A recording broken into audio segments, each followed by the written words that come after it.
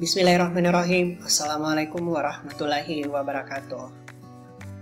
Untuk kesempatan kali ini, saya akan membahas materi konsep dasar akuntansi manajemen. Materi ini saya ambil dari buku Akuntansi Manajerial oleh Hansen Mowen.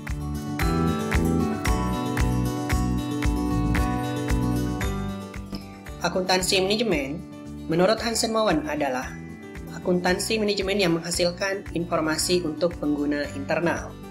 Jadi, output dari laporan akuntansi manajemen ini digunakan oleh pihak internal organisasi atau perusahaan. Akuntansi manajemen mengidentifikasi, mengumpulkan, mengukur dan mengklasifikasikan dan melaporkan informasi yang bermanfaat bagi pengguna internal dalam merencanakan dan mengambil keputusan. Jadi, laporan akuntansi manajemen ini digunakan oleh manajerial atau pihak manajemen dalam melakukan perencanaan atau pengambilan keputusan. Misalnya, apakah perusahaan menambah volume produksi atau menerima dan menolak suatu pesanan. Itu contoh kecil. Ya, kita lanjut ke pembebanan biaya. Pertama-tama, biaya adalah kas atau nilai setara kas yang dikorbankan untuk mendapatkan barang atau jasa yang diharapkan dapat memberikan manfaat saat ini atau di masa yang akan datang bagi organisasi atau perusahaan. Jadi, perusahaan akan mengorbankan biaya yang berupa kas atau setara kas dengan harapan bahwa akan memberikan manfaat saat ini atau nanti di masa depan bagi perusahaan. Itu biaya. Terus yang kedua, ada objek biaya.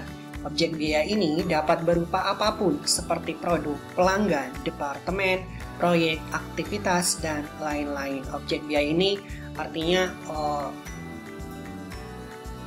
apa yang menimbulkan biaya itu muncul. Misalnya produk, kita memproduksi sesuatu maka biaya muncul, itulah objek biayanya, ya. Terus keakuratan pembebanan. Keakuratan pembebanan inilah hal yang paling penting. Kenapa? Karena ketika perusahaan kurang akurat atau tidak tepat membebankan biaya, maka akan berpengaruh ke harga pokok produksi. Harga pokok produksi yang tidak akurat otomatis akan menghasilkan harga jual yang tidak akurat. Harga jual yang tidak akurat akan menimbulkan persaingan yang tidak kompetitif di pasaran. Bisa saja kita kalah bersaing gara-gara penentuan harga produk produksi yang tidak akurat.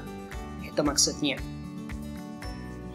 Nah, di slide selanjutnya kita akan membahas atau fokus mengenai keakuratan pembebanan. Pembebanan biaya ada 3, direct tracing atau penelusuran langsung yang dilakukan untuk mengidentifikasi dan membebankan biaya yang berkaitan langsung secara fisik dengan sebuah objek biaya. Misalnya ketika ingin membuat sebuah baju, maka yang dibutuhkan adalah bahan kain. Berarti itu bisa ditelusuri secara langsung. Ada kainnya, ada kancingnya, ada benangnya, dan lain-lain. Itu bisa ditelusuri secara langsung. Jadi bisa dibebankan bahwa menggunakan kain, menggunakan kancing seperti itu. Driver tracing dapat diartikan sebagai penggunaan penggerak aktivitas untuk membebankan biaya pada objek biaya. Jadi maksud dari pembebanan biaya driver tracing ini ada yang memicu sehingga terjadi suatu biaya, ya. Penggerak atau driver diartikan sebagai faktor yang menyebabkan perubahan dalam penggunaan sumber daya dan memiliki hubungan sebab akibat dengan biaya yang berhubungan dengan objek biaya. Jadi misalnya seperti ini, Anda ada biaya misalnya dalam perusahaan di gudang, biaya gudang misalnya. Nah, semakin banyak barang persediaan yang masuk, berarti biaya gudang akan semakin tinggi. Atau jam kerja misalnya, listrik, paling gampangnya listrik. Semakin Anda lama bekerja, maka komputer semakin lama menyala, lampu semakin lama menyala, dan lain-lain semakin lama menyala AC. Berarti pemicu dari biaya listrik adalah jam kerja. Ya, seperti itu. Jadi yang memicu ini jam kerja. Ketika jam kerja berkurang, maka akan berpengaruh ke biaya. Ya, sama halnya ketika misalnya ada lembur, otomatis kan jam kerja bertambah. Jam kerja bertambah, maka penggunaan listrik pun akan bertambah. Itu maksudnya ya, kalau drive out tracing. Jadi ada yang menyebabkan sehingga biaya bisa naik atau turun. Seperti itu. Terus yang ketiga, pembebanan biaya yang ketiga ada indirect cost atau allocation. Alokasi atau biaya tidak langsung. Nah, pembebanan biaya ini merupakan biaya-biaya yang tidak memiliki hubungan kausal atau sebab akibat secara langsung dengan sebuah objek biaya, sehingga tidak memungkinkan untuk membebankan biaya dengan cara penelusuran langsung maupun melalui penggerak atau driver. Jadi biaya yang muncul namun tidak memiliki hubungan sebab akibat akan adanya produk ini. Itu maksudnya.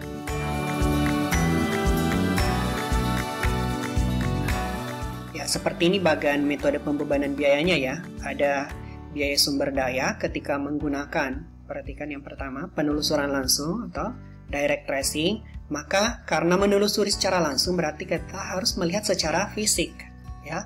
Observasi secara fisik, oh ada kainnya, ada kancingnya, maka muncullah objek biaya. Sama ketika melakukan penelusuran penggerak atau driver tracing, maka harus dilihat hubungan sebab akibatnya. Setelah ketahuan hubungan sebab akibatnya, pemakaian listrik naik karena jam kerja bertambah, maka diketahuilah objek biayanya. Sama dengan allocation atau indirect cost, diperhatikan hubungan yang diasumsikan. Ini hubungan yang dianggap ya. Kenapa? Karena tidak ada hubungan sebab akibat di dalam kejadian ini. Jadi cuma diasumsikan bahwa ini dipakai. Seperti itu. Kita lanjut. Harga pokok produk dan jasa. Ya, jadi produk, keluaran atau output dari suatu perusahaan dikelompokkan menjadi dua bagian besar. Jadi cuma ada dua output dalam suatu perusahaan. Apakah produk berwujud berupa barang atau tangible product, atau produk jasa atau intangible product. Jadi cuma dua pilihan keluaran atau output dari suatu organisasi atau perusahaan, barang atau jasa. Barang atau produk berwujud biasanya dihasilkan dari pengolahan bahan baku hingga menjadi barang setengah jadi atau barang jadi. Ya, jadi itu perusahaan yang mengolah bahan baku menjadi barang setengah jadi atau barang jadi disebut perusahaan manufaktur. Nanti akan dibahas di materi di slide selanjutnya. Nah, produk yang kedua, jasa atau produk tak berwujud, biasanya berupa aktivitas pelayanan yang dilakukan oleh perusahaan untuk membantu kepentingan konsumen dengan menggunakan fasilitas milik perusahaan. Misalnya kayak rental mobil itu jasa ya, jasa audit, jasa penilai atau appraisal, perbankan dan lain sebagainya. Itu maksudnya.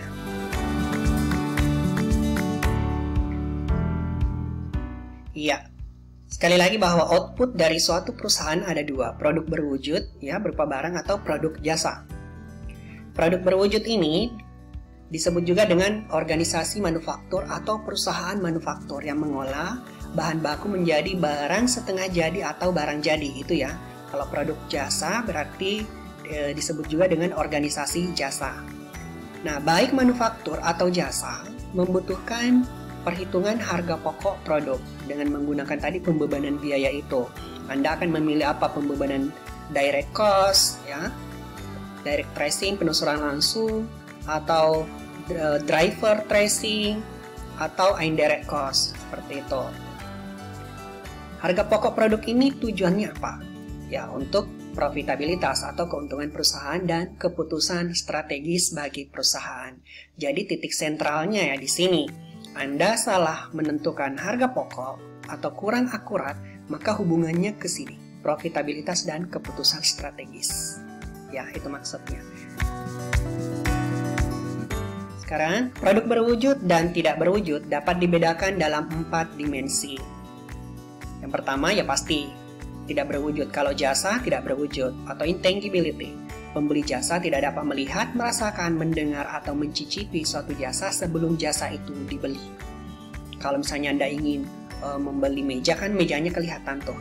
Tapi kalau misalnya Anda menggunakan jasa perbaikan motor Anda diperbaiki, Anda kan tidak bisa menikmati tidak bisa merasakan, mendengar, atau mencicipi sebelum Anda menggunakan atau memperbaiki motor itu. Ya.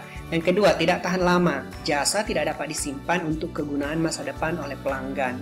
Jadi misalnya kayak jasa akuntan itu ya tidak bisa disimpan untuk masa depan oleh pelanggan. Pelanggan nggak bisa memesan untuk hari ini kayak gini, nggak bisa ya. Terus yang ketiga, tidak dapat dipisahkan. Jadi ketika terjadi transaksi jasa harus ketemu antara produsen dan penggunanya atau pembelinya. Ketika Anda ingin jasa perawatan gigi, ya tidak mungkin secara online gigi Anda bisa baik kalau Anda tidak bertemu dengan dokter giginya. Dan yang terakhir, jasa tidak selalu sama atau heterogeneity. Terdapat peluang variasi yang lebih besar dari penyelenggaraan jasa daripada produk berwujud. Jadi ini jasa itu dia lebih luas cakupannya, lebih variatif. Itu maksudnya ya. Jadi ini ada 4 perbedaan antara produk berwujud dan produk jasa. Biaya berbeda untuk tujuan yang berbeda. Jadi harga pokok produk bergantung pada tujuan manajerialnya. Ya, jadi ada 3 tujuan manajerial yang biasanya menjadi kiblat suatu perusahaan. Maka harga produk ini berfungsi sebagai analisis tingkat laba strategis ketika manajemen memerlukan informasi tentang semua pendapatan dan biaya yang berhubungan dengan suatu produk. Sedangkan harga pokok produk digunakan sebagai analisis tingkat laba taktis atau jangka pendek ketika biasanya biaya desain dan pengembangan mungkin tidak relevan khususnya untuk produk yang telah ada. Ini nanti akan dibahas di slide selanjutnya ya. Dan yang ketiga, penyusunan laporan keuangan eksternal. Pada penyusunan laporan keuangan eksternal yang diperlukan harga pokok produk tradisional. Ya, kita lanjut. Ini maksud saya. Biaya berbeda untuk tujuan berbeda. Perhatikan definisi harga pokok produk dan tujuan manajerialnya. Definisi harga pokok produknya. Rantai nilai harga pokok produk, tujuan manajerialnya adalah keputusan penetapan harga, keputusan bauran produk, dan analisis tingkat laba strategis. Maka rantai nilai yang terjadi adalah penelitian dan pengembangan. Anda meneliti dulu dalam mengembangkan apa yang akan Anda produksi, kemudian Anda memproduksi, kemudian melakukan pemasaran, dan setelah itu purna jual atau layanan pelanggan. Ini yang pertama untuk tujuan ini. Maka ini yang harus Anda lakukan ya untuk tujuan manajerial ini. Namun, ketika harga pokok produk operasional dengan tujuan manajerial untuk keputusan desain strategis dan analisis tingkat laba bersih, maka yang Anda lakukan cuma memproduksi barang, memasarkan, dan layanan purna jual atau pelanggan. Sedangkan penelitian dan pengembangan sudah tidak digunakan. Kenapa? Kan produk sudah ada. Ya, jadi kalaupun ada biaya yang muncul, biaya itu tidak akan sama dengan sebelum sebelum produk ini kita produksi. Itu maksudnya. Dan yang terakhir, harga pokok produk tradisional dengan tujuan manajerial untuk pelaporan keuangan eksternal, maka yang digunakan cuma laporan produksi. Ya. Laporan pemasaran dan layanan pelanggan tidak digunakan. Ingat, harga pokok produk tergantung dari tujuan manajerialnya. Anda ingin yang mana? Ini, atau ini? Maka silahkan, inilah rantainya yang terjadi ya. Kita lanjut. Harga pokok produk dan pelaporan keuangan eksternal. Jadi kita fokus di pelaporan keuangan eksternal ya. Dimana kalau untuk pelaporan keuangan itu kita cuma fokusnya di biaya produksi.